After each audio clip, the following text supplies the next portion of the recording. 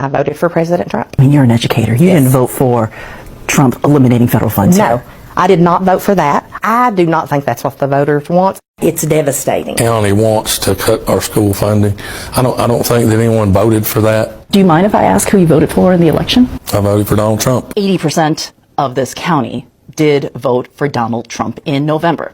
But that doesn't mean that they believe that anything will be cut here. I have to take responsibility for my personal vote that enabled that. I have to say I wasn't paying attention. I should have been and I wasn't. There's a lot of reasons for that, but and I regret that, obviously now. Trying to take responsibility for that and own it publicly. The day after Trump won, I knew I had made a huge mistake. A lot of guilt and genuine shame. Probably going to get some understandable hate for this. Department of Education, close it. So let's say you have a liberal city, let's Los Angeles, San Diego, and they just decide we're going to get rid of that history. We got new history. This is America built off the backs of slaves on stolen land. And that curriculum comes in. Then we don't send them money. That's Trump's Agenda 47 platform for education in a nutshell. Defunding and punishing teachers in schools that don't teach what he wants them to. The plan includes cutting federal funding for any schools teaching critical race theory or gender ideology, creating a credentialing system so only teachers who embrace patriotic values will be hired, and encouraging prayer in schools, just to name a few. But it also includes completely abolishing the Department of Education. Move education back to the states. But here's the thing, education is already controlled by the states. The Department of Education is just responsible for funding low-income schools, investigating discrimination complaints, enforcing federal education laws like the Disabilities Education Act, and collecting data. It doesn't control the curriculum. States do. Abolishing the DOE would disproportionately impact low-income students and students with disabilities. It could also result in school closures, teacher layoffs, and even fewer classroom resources. One of Trump's weirdest plans, though, is to go after universities like Harvard for turning students into communists and terrorists. He wants to replace the accreditation system with one that embraces conservative values and would issue huge fines to universities that don't comply. And then he'd use those funds to create a free online American academy with no wokeness or jihadism. Trump's plans for education mirror what's in Project 2025. It's extreme, overbearing, and hurts the most. So we're clear, if you're a teacher who voted for Donald Trump,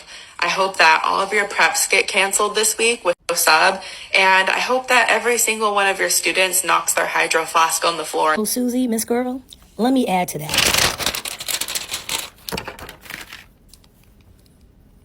May your Wi-Fi go out.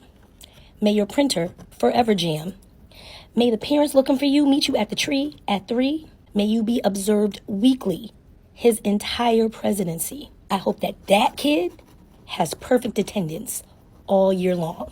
May you have a walkthrough every Friday at dismissal. May every Stanley Cup from every student drop simultaneously at the same time every single day. May you have morning duty, lunch duty, and afternoon bus duty. May all your expo markers dry up. And that parent, that one, calls you, messages you, and emails you non-stop commercial free.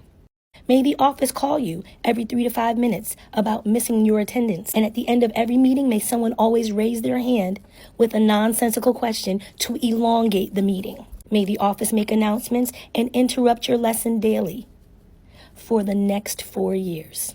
Teachers for Trump, come to the front. Hey beautiful people, welcome to my YouTube channel. Thank you for stopping by. All credit goes to the creators in these videos. Many teachers felt left out by the system because I'm trying to see how and why they voted for Trump. Many of them were tired of low pay, according to them, some videos and comments that I read. Many of them were frustrated by endless rules that did not seem to help the classroom. And they believed that Trump's promise to, in quotes, how do I put it now, shake things up, might make things better. And for some of them, the hope was that, okay, maybe it would restore respect for teachers, discipline in schools, give parents and educators, more say. And many of them liked his talk, right, about what he usually called, in quotes, woke education. And they were thinking it was going to defend traditional values in classroom. But what they did not realize, guys, is that Trump's plan, his bigger plan, the biggest of the plans, included cutting down or even completely scrapping out the Department of Education.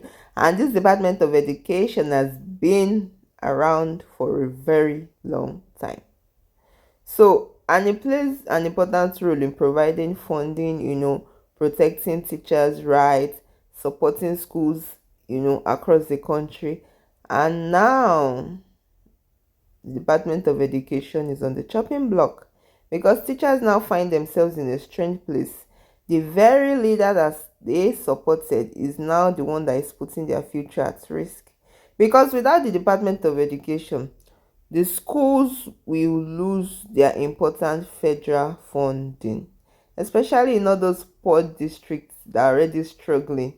Even with federal funding, they are still struggling. Their teachers will face fewer protection, less support, and more pressure in the classroom. And now many of them are feeling betrayed. FAF, right? Let me know your thoughts in the comments. Let's keep watching. Beef with MAGA public school teachers is real and it runs deep, and it's not just for clicks. I want y'all to know that.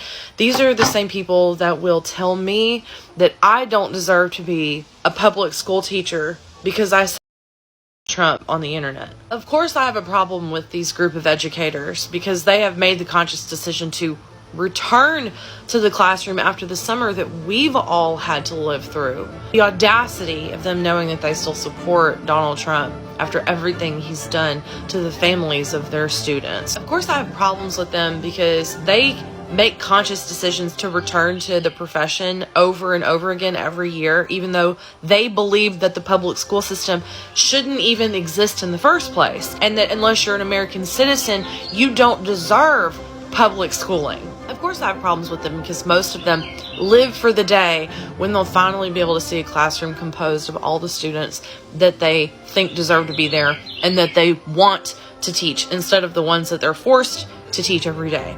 The brown kids, the disabled kids, the immigrant children. No, my issue with them is even more personal than that. The moment I decided to use my voice on the internet to speak out against the Trump administration and be a social media activist, even in the name of public school advocacy, I realized I had enough self-awareness to understand that to do this work was probably incongruent to being a classroom teacher. Not because I say Trump on the internet, not because of my actual beliefs, but because doing the work the way that I'm doing it right now takes time, energy, and attention away from the classroom and away from the children.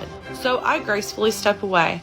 I bow down for now. Maybe not forever, but for now. But them, they don't have the self-awareness to understand that their beliefs, their worldview, their thoughts on other human beings and human rights are incongruent with being in the presence of children and being responsible for kids that don't belong to you. That's how much self-awareness they lack. I'm pissed that I don't get to be in a band hall doing what I love most, and they get to walk into a classroom every day to a bunch of kids that they don't even think deserve to exist or be educated by the state. And they don't have any conflicting feelings about that. They can watch the Trump administration round up all of their mothers and fathers and aunts and uncles and abuelas, and they can walk up into their classroom every morning when school starts again, look those kids in the eye, and not only just not care that those kids have been affected by their vote and their choices, but they're actually celebrating the fact that they might not have to deal with that child in their classroom anymore. So honestly, it does make me wonder if they are walking around caring so little about how their choices and how their vote and how their support for the Trump administration affects their students. Why am I caring so much? Why am I caring so much about the fact that how I talk about Donald Trump on the internet affects the students that I encounter as a teacher? I'm not going to label myself as one of the good ones, because any teacher that thinks they're one of the good ones is probably not one of the good ones. But all I have to say is there are plenty of good ones that are walking away from the profession because they feel like it's in the best interest of the students. Then you've got plenty of other teachers who just don't care. And those are the ones who are staying in the classroom. At this point, they cannot even complain. Because, many of them are saying they feel betrayed, okay, because they voted thinking that it will make schools better. Now they feel like the very policies that they voted for is taking their foundation away. And some of them still support him. Like, I read some comments whereby most of them were arguing that education should be controlled by states and local communities, not by the federal government, because they believe that less federal control is actually a good thing. Like, guys, make it make sense. Ow, you guys need help. This is just messed up, guys, and this has created a divide among the teachers. Let me know what you think in the comment section, because for teachers who voted for Trump, the reality is setting in, because they are realizing that they are the ones on the chopping block. Let me know your thoughts in the comments, guys. I really want to hear from you. If you found value in this video, don't forget to like, share, and subscribe, and I'll see you in my next video. Please stay safe. Mental health is important. Ciao.